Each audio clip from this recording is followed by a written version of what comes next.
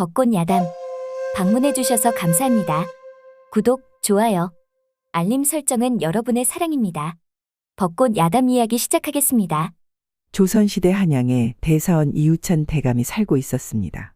어느 날 대사원은 살랑거리는 봄바람을 만끽하며 가장 어여뻐하는 막내 은하와 차를 마시며 담소를 나누고 있었죠.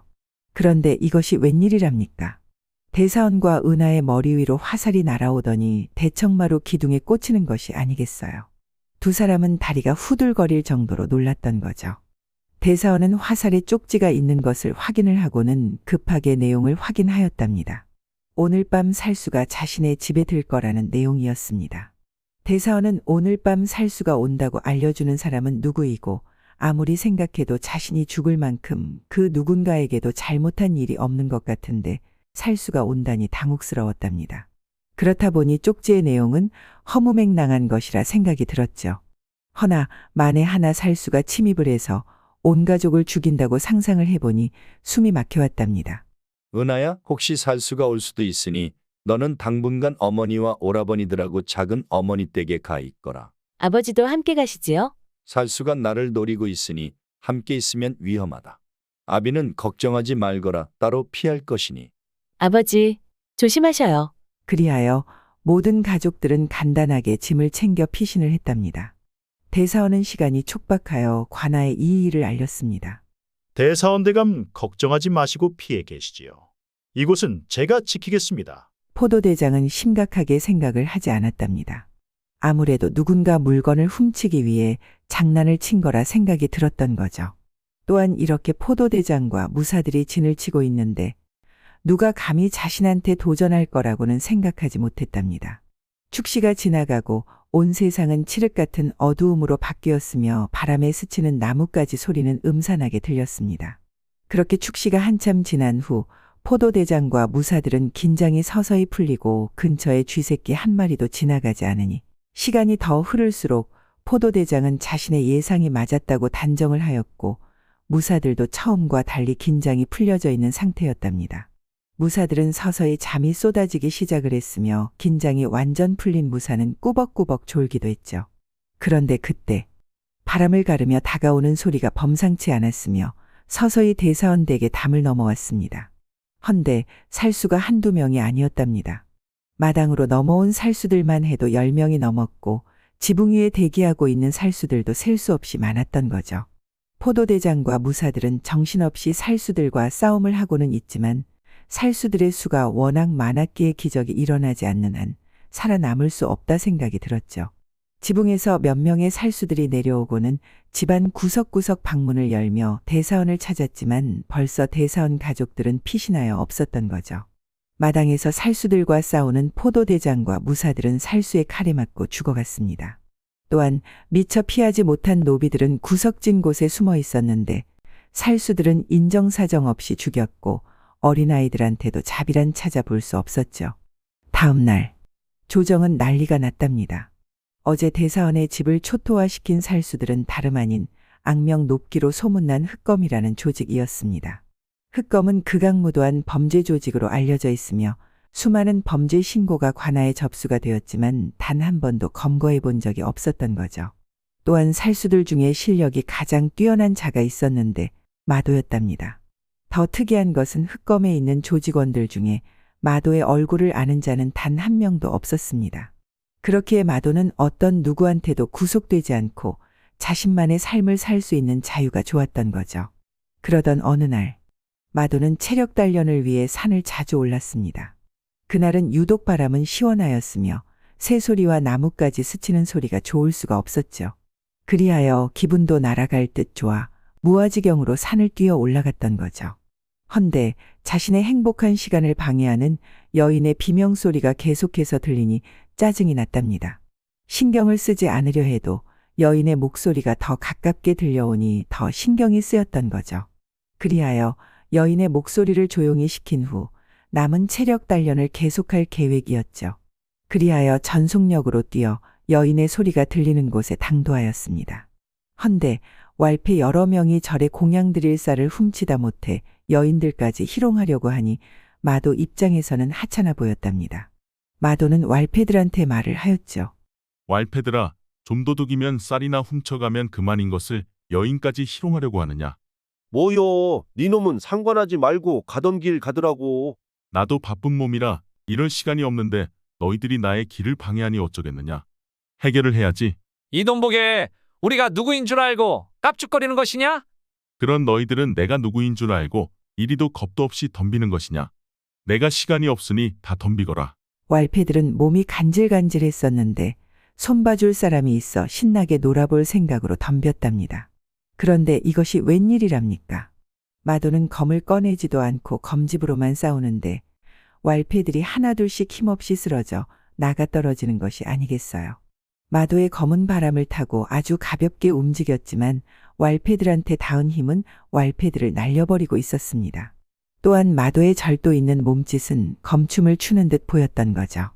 그리하여 왈패들은 겁을 잔뜩 먹고 무릎을 꿇고 손이 발이 되도록 빌었답니다. 귀찮으니 어서 가거라. 다음 일랑 사람은 건들지 말거라. 왈패들은 꽁무니를 빼고 불이 나게 달아나 버렸답니다.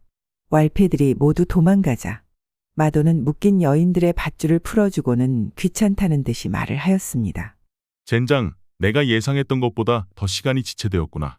그렇게 짜증 섞인 말투로 혼잣말을 투덜거리고 있었는데 한 여인이 말을 하였죠. 도령님, 도와주셔서 감사합니다. 이 은혜 어떻게 갚아야 할런지요? 마도는 그 여인의 묶인 밧줄을 풀면서 무심코 여인을 바라보다 눈이 마주치고 말았습니다. 헌데 밧줄을 풀던 마도의 손이 갑자기 멈추고는 여인을 뚫어져라 보았답니다. 여인은 민망하여 고개를 돌렸죠. 여인의 눈동자는 맑고 깨끗한 호수와도 같았던 거죠. 마도는 자신도 모르게 여인의 눈동자에 빨려 들어가는 것 같아 눈을 뗄 수가 없었습니다. 마도의 심장에 폭풍우가 몰아치는 것처럼 요란스럽게 요동을 쳤답니다. 마도는 눈을 돌려 여인의 붉고 탐스러운 입술을 보는 순간 자신도 모르게 침을 꼴깍 삼켰죠. 사내로 태어나 처음 느껴보는 감정이라 이상야릇하였습니다. 아마도 첫눈에 반한 듯 보였죠. 마도는 옆에서 지켜보던 여인의 어머니가 말하는 소리에 정신을 차릴 수 있었습니다. 은하야? 다리를 다친 것이냐? 어디 보자꾸나. 어머니 괜찮아요. 살짝. 에구머니나. 마도는 무슨 큰일이 난 것처럼 여인을 번쩍 안아 바위에 올려놓고는 꼬신과 버선을 벗기는 것이 아니겠어요. 마도의 갑작스러운 행동에 모두 넋을 놓고 쳐다보고만 있었답니다. 버선을 벗기니 뽀얗고 앙증맞은 발이 쏙 나왔습니다. 헌데 발목이 붉게 변한 것이 아니겠어요. 마도는 자신이 다친 것처럼 안쓰러운 표정을 짓고 있었답니다. 그런데 그때 푸아, 간지럽습니다. 제 발인데 도령님이 아파하시는 표정을 지으시니 웃음이 나옵니다. 은하는 그런 모습이 싫지 않았습니다. 마도는 웃는 은하를 올려다보니 웃는 얼굴은 선녀처럼 보였답니다. 어디로 가시던 길이셨나요? 절에 가고 있었습니다. 가마꾼도 도망을 갔으니 제가 그곳까지 함께 가겠습니다. 그리고는 은하를 덥석 엎는 것이 아니겠어요. 헌데 은하를 엎는 순간 생각지도 못한 말캉거리는 것이 자신의 등에 느껴졌고 마도는 심장이 더 요란스럽게 요동을 쳤던 거죠. 여인을 돌처럼 봤던 자신이 처음 만난 여인 앞에서 속수무책으로 정신을 못 차리는 자신이 어이가 없는데 더 당황스러운 것은 아랫도리가 눈치도 없이 뜨겁다 못해 용광로를 들이부은 듯 불끈불끈 힘이 샘솟고 있었습니다. 등에 엎인 은하는 자신의 두 봉우리가 무슨 짓을 하고 있는지도 모른 채 마도의 등에 바짝 붙어 안도를 하고 있었답니다.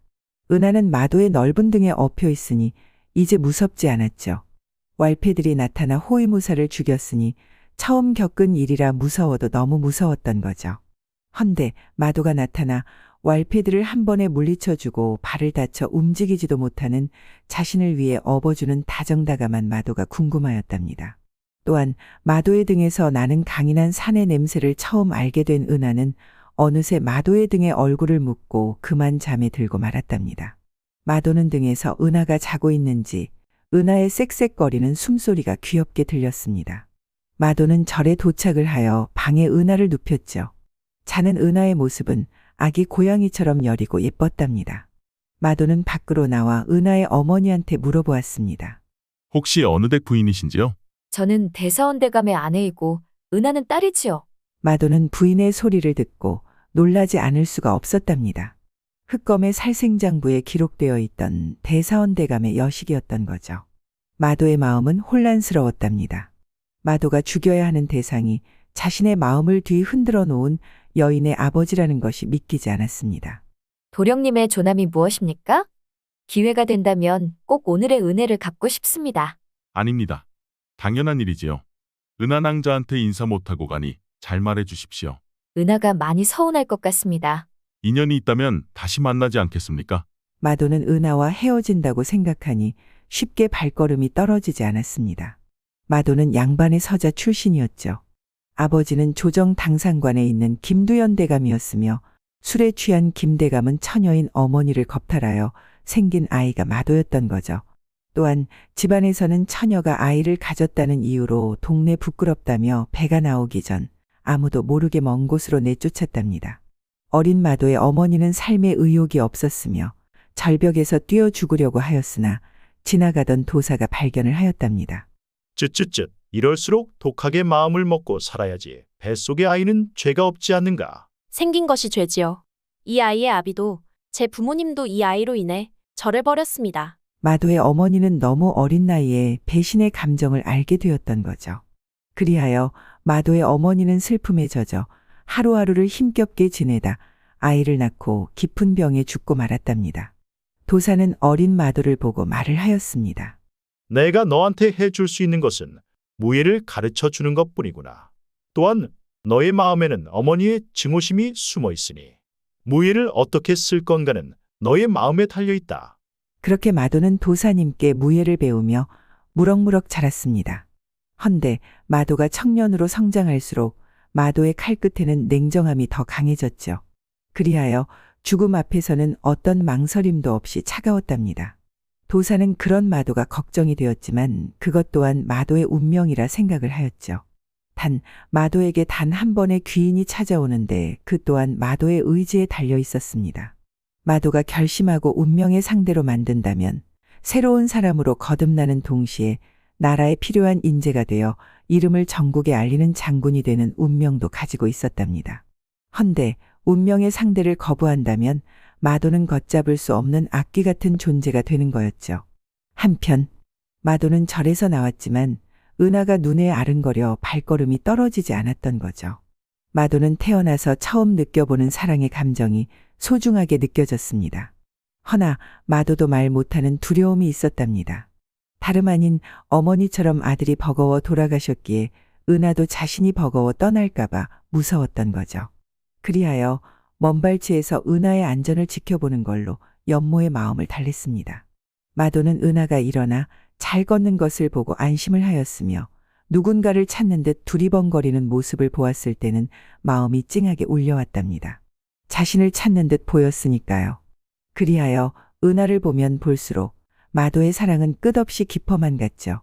마도는 은하와 어머니가 절에서 나와 집에 안전하게 들어가는 것까지 지켜보고는 집으로 무거운 발걸음을 옮길 수 있었습니다.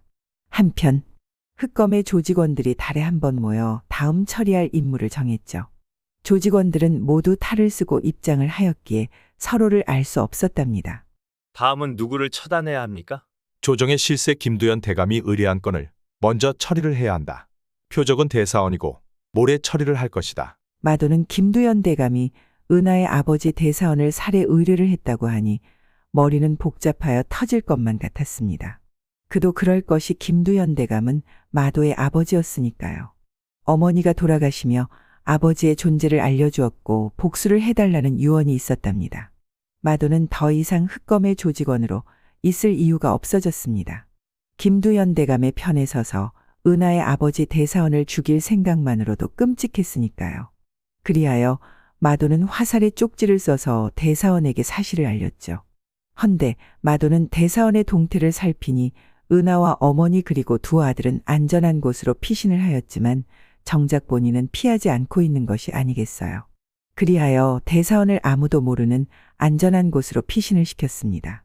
대감님, 이곳은 안전하나 어떤 경우에도 밖으로 나오시면 아니 됩니다. 흑검은 표적이 죽을 때까지 끝을 내지 않습니다. 고맙네. 자네의 은혜를 어찌 갚아야 할지. 아닙니다. 살아 계시는 것이 은혜의 보답입니다. 그렇게 말을 하고는 눈 깜짝할 사이에 사라져 버렸답니다. 대사원은 어두운 곳에 혼자 남아 자신의 죽음을 의뢰한 사람이 누구일지 곰곰이 생각을 하였죠. 내가 죽으면 이익을 보는 사람이 누구일까? 흑검을 통해 나를 없애려는 자는 분명 힘이 있는 자다.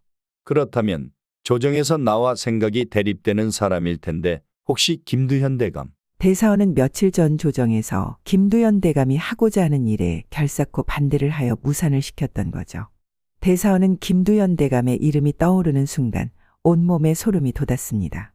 한편 흑검은 마도의 배신을 알게 되었답니다. 무슨 이유로 대사원을 빼돌렸는지 알 수는 없었지만 흑검에서 제일 으뜸이었던 살수 마도가 갑자기 돌변한 것은 그만한 사연이 있을 것이라 생각이 들었던 거죠. 허나 사연은 중요하지 않았습니다. 그리하여 흑검을 배신한 마도를 이유 상관없이 죽여야만 했던 거죠. 허나 서해 번쩍동에 번쩍 번개처럼 움직이는 마도를 잡을 길이 없었죠. 또한 흑검에서 마도를 이길 자도 없었기에 마도를 잡겠다는 것은 죽겠다는 말과 같은 말이었답니다. 그리하여 마도에게 미끼를 던져 스스로 찾아오게 만든다면 승산은 있다고 두목은 생각했습니다. 이번 일로 대사원과 연결고리가 있다고 생각이 드니 대사원 또는 대사원 가족을 미끼로 유인한다면 스스로 찾아올 거라 예상이 되었던 거죠.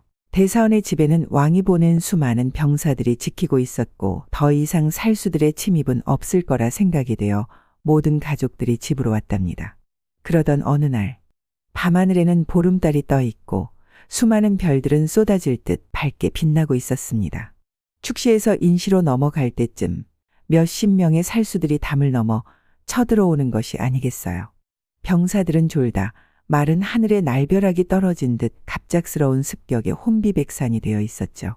병사들이 살수의 칼을 맞아 비명과 피를 토해내며 쓰러져 죽어가고 있었습니다. 대사원의 집은 순간 초토화가 되어버렸으며 몇 명의 살수들은 대사원과 대사원 여식을 기절을 시켜 어디론가로 데리고 갔죠. 새벽을 알리는 닭의 울음소리가 들리고 서서히 동이 트고 날이 밝아왔죠. 대사원의 집은 시체가 처참한 모습으로 나뒹굴고 이 소식은 그 고을에 퍼져나갔답니다. 그리하여 마도 귀에도 대사원과 은하가 납치된 사실을 뒤늦게 알게 되었죠. 마도는 제 정신이 아니었습니다. 발로 문을 걷어차고 손으로 벽을 쳐도 분노는 더 커져만 갔고 속에서 올라오는 분노는 마도의 가슴을 뚫고 터져나올 것 같았답니다.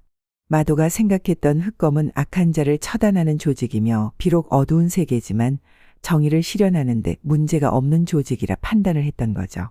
그리하여 마도는 필사적으로 사람을 제거하며 그동안 살수로 살았습니다.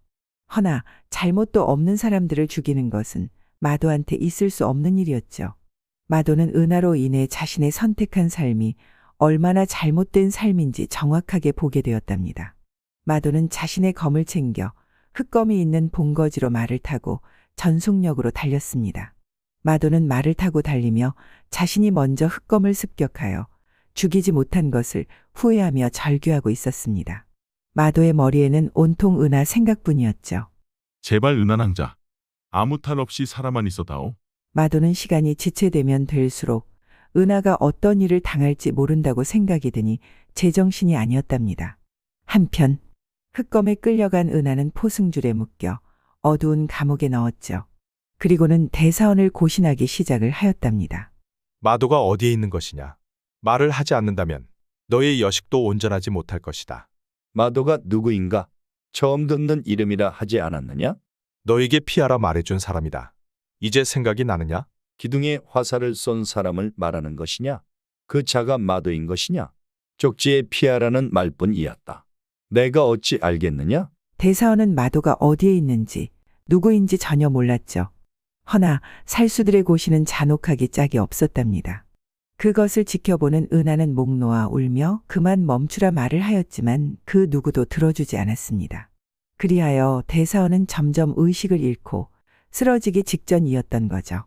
그런데 그때 살수들이 득실거리는 본거지로 뛰어든 마도의 몸은 성난 호랑이 같았으며 마도의 칼날은 호랑이의 날카로운 이빨을 심어놓은 듯 살수들을 갈기갈기 찢어놓았답니다. 폭풍처럼 몰아치는 마도의 칼날은 서늘했으며 자비란 찾아볼 수가 없었습니다. 그동안 살수들은 마도의 검 실력이 으뜸이라는 것을 알고는 있었지만 한 번도 본 적은 없었죠. 헌데 마도의 칼날을 바라보고 서 있는 살수들은 오금이 저릴 정도로 두려웠답니다. 허나 살수들은 마도가 이렇게 화가 난 이유도 모른 채 속수무책으로 죽어가고 있었습니다. 얼마나 시간이 지났을까? 분노로 들끓던 마도의 검이 정신없이 휘몰아쳤고 서서히 느려지고 있을 때 단 한 사람 흑검의 두목만 남아 있었죠. 두목의 팔과 다리에는 이미 깊은 칼자국으로 마도 앞에 무릎을 꿇고 있었답니다. 마도, 죽기 전에 우리를 배신한 이유를 알아야겠다. 난 배신한 적이 없다. 이것이 배신이 아니고 무엇이냐? 내가 알고 있는 흑검은 악행을 저지르는 자들을 처단하는 조직이어야 했다. 헌데 두목의 초심이 어떻게 변질이 되었는지 두목의 눈으로 똑똑히 확인하거라. 대사원과 대사원의 여식이 어떤 잘못을 한 것이냐? 두목은 말을 하려고 입을 뻥긋하였으나 그들에게는 아무런 잘못이 없었습니다. 단지 이 나라의 실세 김두현 대감의 의뢰였기에 죽여야 했던 거죠. 그제야 자신이 변질된 사실을 죽기 전 알게 되었답니다. 내가 모르고 있는 사실을 알려주려 한다. 내가 흑검에 들어올 수 있었던 것은 김대현 대감의 부탁이 있었다. 세상에 알리지 못하는 아들이니 잘 부탁한다는 말씀을 하셨지. 마도는 김대현 대감의 부탁으로 흑검에 들어갈 수 있었다는 사실을 알고 머리가 아파왔답니다. 허나 아버지의 존재는 이제 의미가 없는 존재였으며 자신한테 지금 제일 중요한 존재는 은하였으니까요. 나도 한 가지 알려주지. 내 놈이 죽는 이유는 변질이 되어서가 아니다. 넌 건들면 안 되는 내 사람을 건드렸기 때문이다. 건들면 안 되는 사람이라니. 대사원의 여식, 은하는 내 사람이다. 마도는 풀리지 않는 분노를 칼날에 담아 두목을 내려쳤고 흑검의 조직은 두목의 죽음과 함께 영원히 빛을 잃었답니다. 마도는 그리웠던 은하를 찾았죠.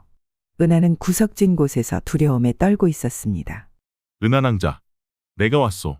은하는 고개를 들어 쳐다보니 마도가 눈물을 흘리며 뛰어오는 것이 아니겠어요. 은하는 마도를 보는 순간 안도의 숨을 쉬었답니다. 도령님 아버지를 살려주셔요. 마도는 울며 자신의 품에 힘없이 쓰러지는 은하를 넓은 가슴에 안았습니다. 은하의 몸은 두려움에 떨고 있었고 그 떨림은 마도의 심장까지 전해졌죠. 은하낭자, 이제 안심하시오. 마도는 은하와 함께 대사원을 보았는데 심하게 고신을 당한 흔적이 보였으며 힘겹게 숨을 쉬고 있어 위험하였답니다. 마도는 대사원을 업고 은하와 함께 의원에게 뛰었습니다. 의원은 생명에 지장이 없다는 말을 전했고 마도와 은하는 안도의 숨을 쉴 수 있었죠. 마도는 그동안 두려움에 떨고 있었던 은하도 걱정이 되었답니다. 그리하여 마도의 집으로 데리고 갔습니다. 그리고는 자신의 이불에 눕혔죠. 은하는 마도의 손에 이끌려 마도의 집까지 오게 되었지만 마도의 무심코 던지는 모든 말과 행동 그리고 눈빛의 은하의 심장은 떨려왔답니다. 헌데 마도가 잤던 이불에 누워 있으려 하니 이상한 야릇한 감정이 밑에서 샘솟고 있었습니다. 마도는 자신의 손길에 움찔움찔 놀라는 은하를 보니 너무 애처롭고 애틋하였죠. 은하낭자 아직도 무서운 것입니까? 도령님 그것이 아니옵고. 은하는 천천히 일어나 앉고는 마도의 품에 쏙 안겼답니다. 도령님의 손길이 저를 떨리게 합니다. 마도는 은하의 수줍은 고백에 온몸은 경직이 되었고 온몸은 식은땀으로 주르륵 흐르고 있었습니다. 은하는 용기를 내어 고백을 해놓고 마도의 품에 고개를 받고 마도의 반응을 기다렸죠. 헌데 마도의 심장 소리만 쿵쾅거릴 뿐 반응이 없었답니다. 그리하여 은하는 고개를 살포시 들어 마도를 보았습니다. 그런데 이것이 웬일이랍니까? 마도의 얼굴은 금방이라도 터질 듯이 붉어져 있었죠. 도령님 괜찮은 것입니까? 마도는 왕으로부터 흑검을 제거한 공을 인정받아 장군이 되었으며 전국으로 마도의 위상은 높아만 갔답니다. 그리하여 두 사람은 평생 행복하게 살았다는 벚꽃 야담 이야기였습니다. 우리가 알고 있는 백락일고라는 고사성어는 명마도 백락을 만나야 알려진다는 뜻으로 재주도 알아주는 자가 있어야 빛을 본다는 뜻을 가지고 있지요. 그렇기에 나의 재능을 알아주는 누군가가 있다는 것은 삶의 큰 행운이라 할 수 있습니다. 그리고 더 큰 행운과 행복은 내 자신을 내가 믿어주고 사랑해주고 응원해줄 수 있을 때 그것이 더 큰 행운, 더 큰 행복이 아닐까요? 끝까지 시청해주셔서 감사합니다. 구독, 좋아요, 따뜻한 댓글은 여러분의 사랑입니다. 이 영상을 보시는 모든 분들이 벚꽃 야담과 좋은 인연을 맺어 항상 행복이 가득하셨으면 좋겠습니다. 오늘도 행복한 하루 보내세요.